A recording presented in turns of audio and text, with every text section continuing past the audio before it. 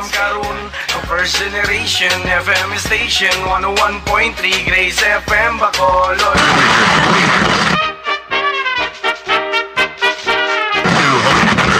Tune in every day sa 101.3 Grace FM Bacolod, ang tanan 101.3 Grace Covenant FM. Lingaw kaayo.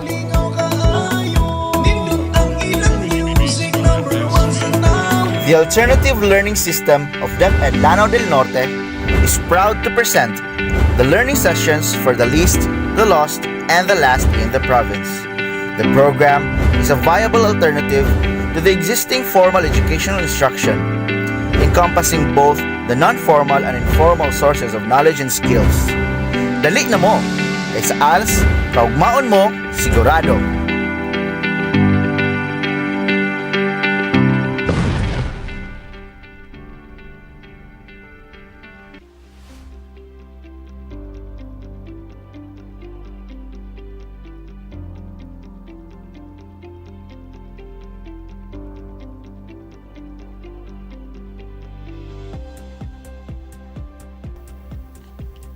Mabuhay, assalamualaikum warahmatullahi wabarakatuh. Mapiya kapipita, maayong buntag, and good morning Lanao del Norte.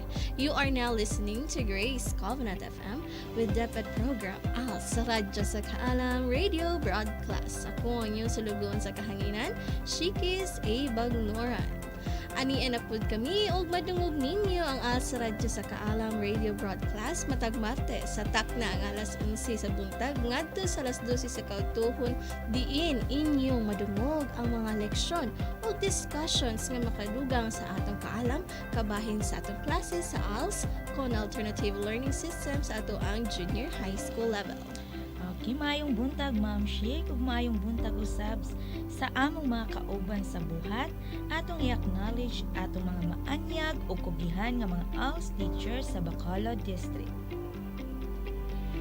And before we start sa atong mga pagahisgutan karong adlaw, atong pagtimbaya sa atong mga avid listeners and also sa atong live streamers sa atong ALS Radyo sa Kaalam sa Facebook page sa Grace Covenant FM. Maayong adlaw kanatong tanan.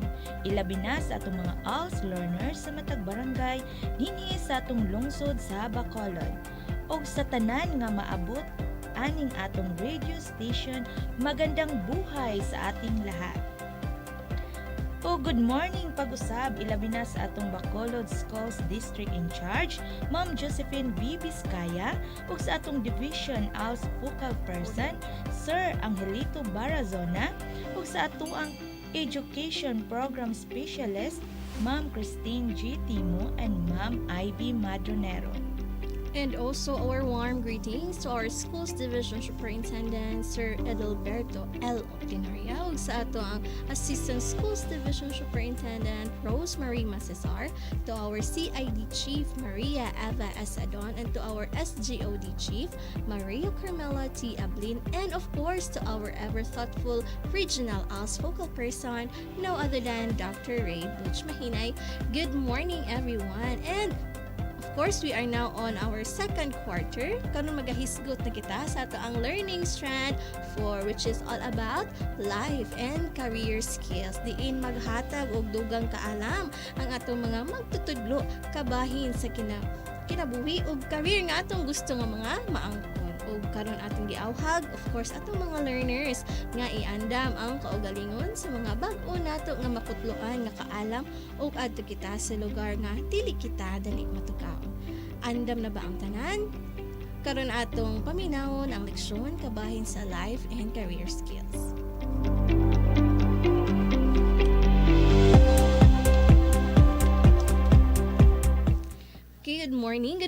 Good morning everyone, especially to our ALS learners nga maabot sa kahanginan aning atong programa karon. Again, this is Teacher Shikis, your teacher on air.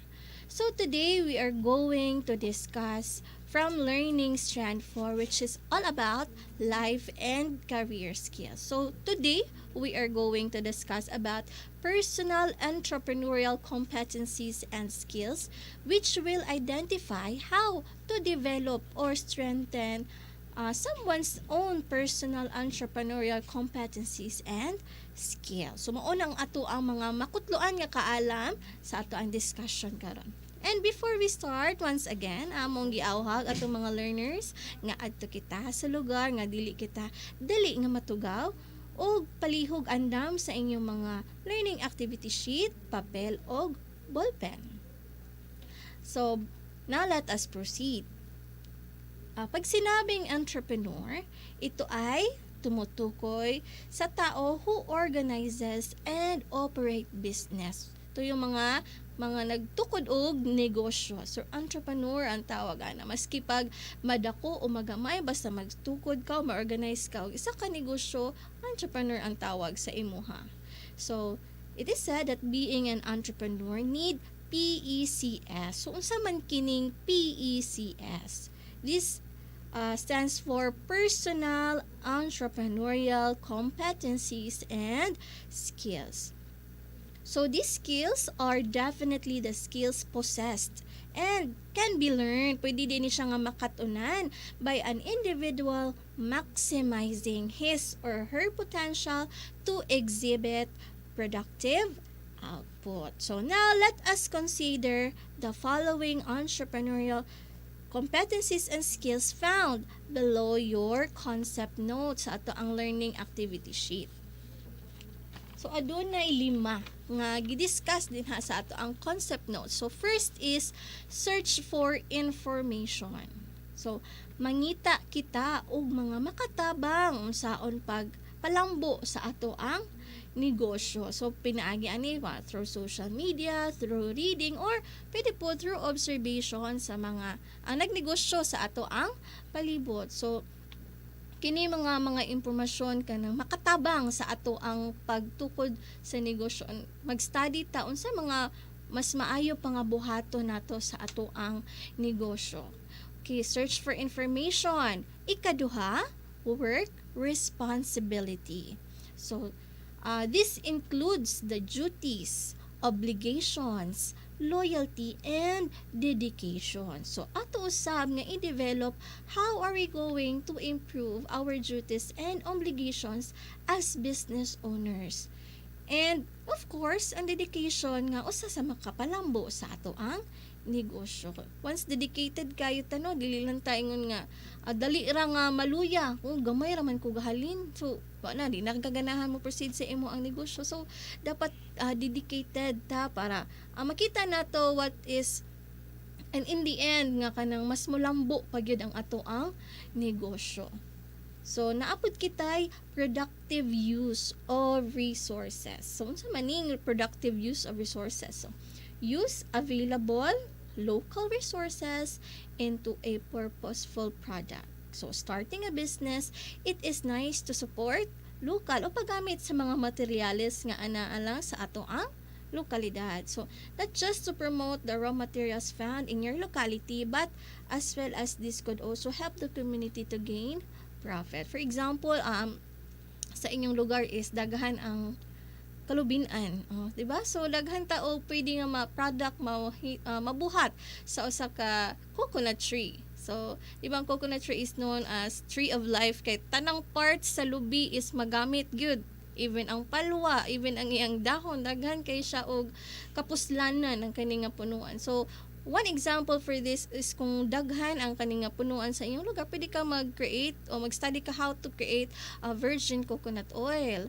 O utilize mo, pwede po siya mahimong home decoration ang parts sa isa ka lubi. So, daghan kay pamaagi nung abi nato og wala siya silbi or pulos ang usa ka butang daghan sa ato ang locality, but if we find information or study unsa para asa to siya nga mas magamit pa, pwede nato to siya nga mahimong hinungdan nga maka-create ta og business. So again, productive use of resources, no? Local resources into a purposeful product.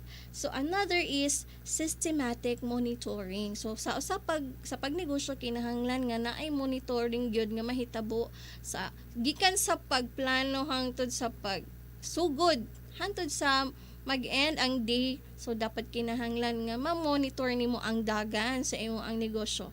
So in systematic monitoring, collect and evaluate data from the output. So check the product of your output.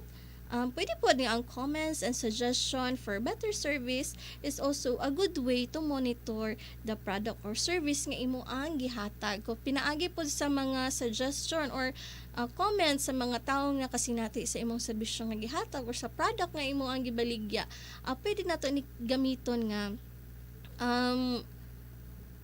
advice or pwede po nimo siya nga dapat di ko mag-improve diri nga part sa ako ang product. So pwede nato siya nga gamiton nga basis sa ato for how to develop our product. So next is concern for product quality. So importante kini no, especially nga syempre i-consume or gamiton man na sa ato ang mga customers, so dapat nga naatay product nga quality nga ilahang magagamiton. So, the product standard makes an entrepreneur successful. So, quality assurance of products to be distributed is another way to let your customer to patronage your services. So, pinaagyan ni kung wapo ang product nga ato ang gina-release sa public is dumugon kani og mga suki nato, di ba? Daghan ang mo pakyaw or parokyano sa ato ang product or services kung kini nice ang ato ang pag-deliver sa ilaha or ato ang paghatag ani nga serbisyo sa ato ang mga customers. So, the personal entrepreneurial competencies can be enhanced. So, pwede nato ni siya ma-enhance, ma-develop to become an effective entrepreneur. So, dili lang kay maayo ka karon nga tuig, so next year dili ka the same lang gihapon, but it is also nice to benchmark sa other business owners nga aging ana di ay nila pag atake ilang mga customers. So ganang daghan sila og customers. So dili lang magundang ang learning mong good everyday kay maka-learn man good ta even sa ato ang life experiences. So pwede natin ni siya nga magamit how to enhance our services nga kinahatag nato sa ato ang customers. So again, for personal entrepreneurial competencies and skills or PECS, let us consider the following. First is search for information. Ikaduha, work responsibility. Ikatulo, productive use of resources. Fourth, systematic monitoring. And 5, concern for product quality. So, ato ang discussion about personal entrepreneurial competencies. So now, let us go to our exercises found below your learning activity sheet. It is said there that in the space provided, write true if the statement is correct and false if not. Again, in the space provided, write true if the statement is correct and false if not. Okay, number 1. The quality of the output or product is an indication of a competent. The quality of output or product is an indication of competence. Rather. Number 2. There are materials or supplies that are hanged out, but you like to add more. 2. There are materials or supplies that are hanged out, but you like to add more. Number 3. Anna is hands-on carinderia owner. She made sure that foods are well done. Anna is a hands-on carinderia owner. She made sure that foods are well done. Number 4. Communicating to persons engaged in business can help improve one's idea. Communicating to persons engaged in business can help improve one's ideas. Number 5. Monitoring of the business flow can be done once in a year. Number 5. Monitoring of the business flow can be done once in a year. Okay, and now that you are done, let us hear another discussion nga ihatag sa ato ni Ma'am Marnie R. Zarizo. Take it away, Ma'am Marn. Thank you, Ma'am Shake. Once again, good day everyone. Ilabi na sa mga learners, I am your teacher, Marnie R. Surizo. Karon inyo na usab na dunggan ang laing leksyon sa LS4 Life and Career Skills. Learning Activity Sheet last ay number 30. Kini magahisgot mahitungod sa productivity in wage employment. So makatuna ninyo karon og kung unsa ang inyong buhaton aron magmalampuson kamo sa inyuhang pagpanarbaho. Adto kita sa inyong concept notes nga niya sa inyong learning activity sheet. One of the most important parts of a job for most workers is the wage or salary it pays. So kaning wage, mao ni ang salary or sweldo nga atong madawat kung kita nanarbaho.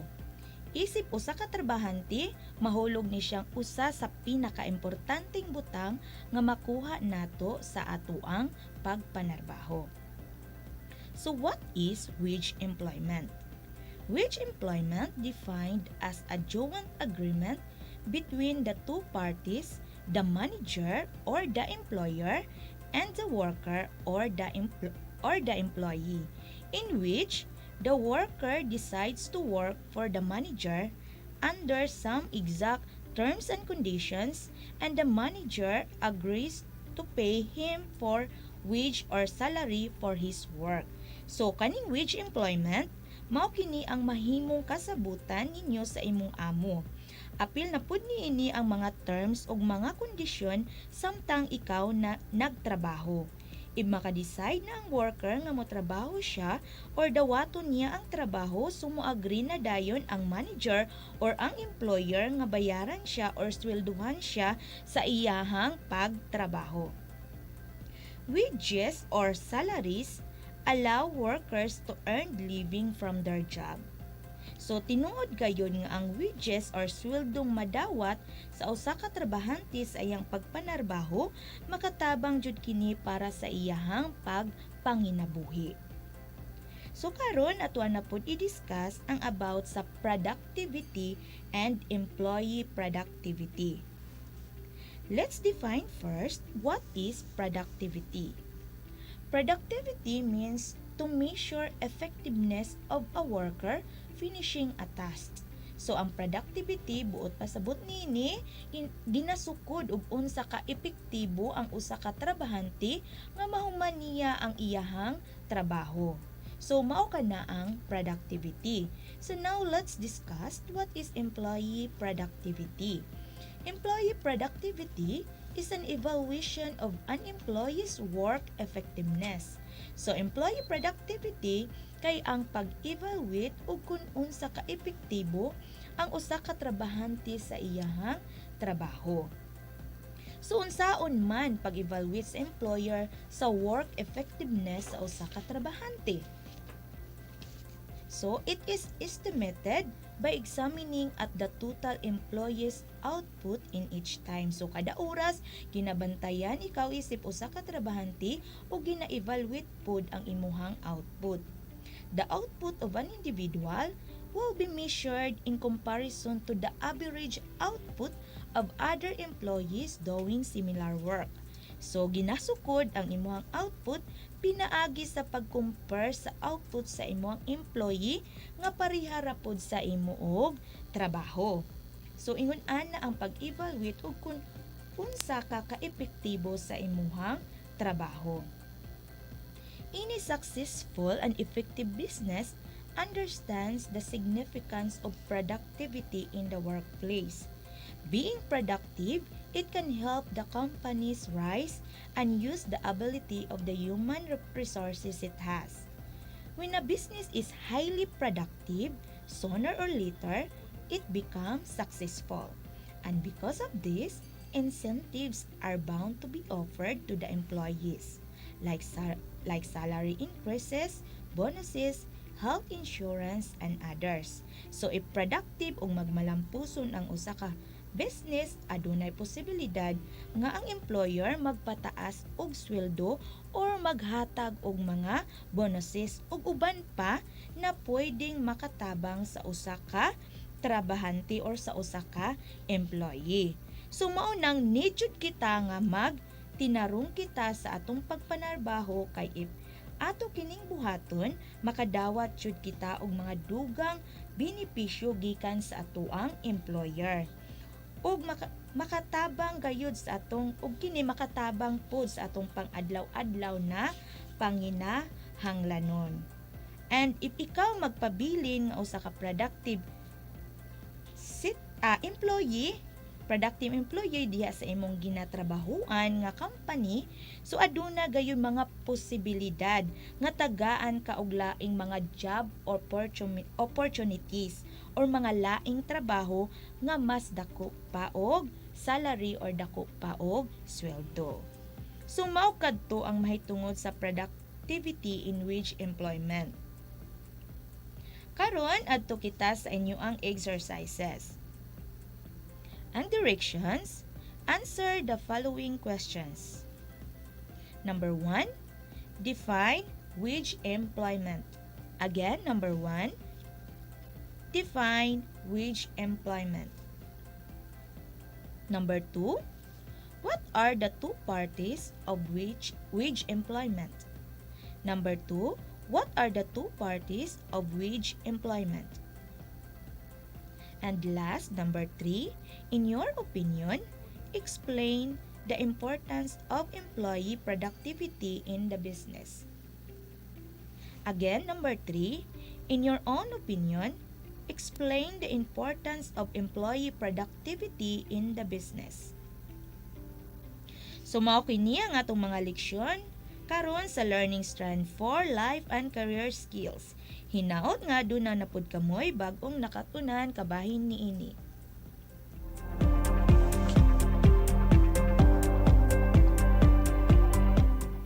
Ug kamo mahumay na og tubag sa inyong learning activities, palihog hipos ug submit it to your ALS teachers on your scheduled day of submission. Og dili na to malimtan og pasalamat ato ang partner sa pag-implement aning atong programa Radyo sa Kaalam, no other than DXGC 101.3 Grace Covenant FM.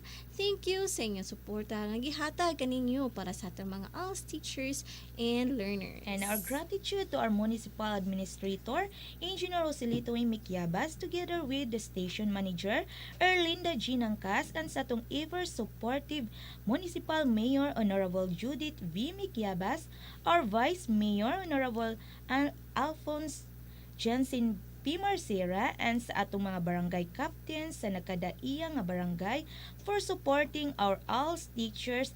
Daghan kaayong salamat.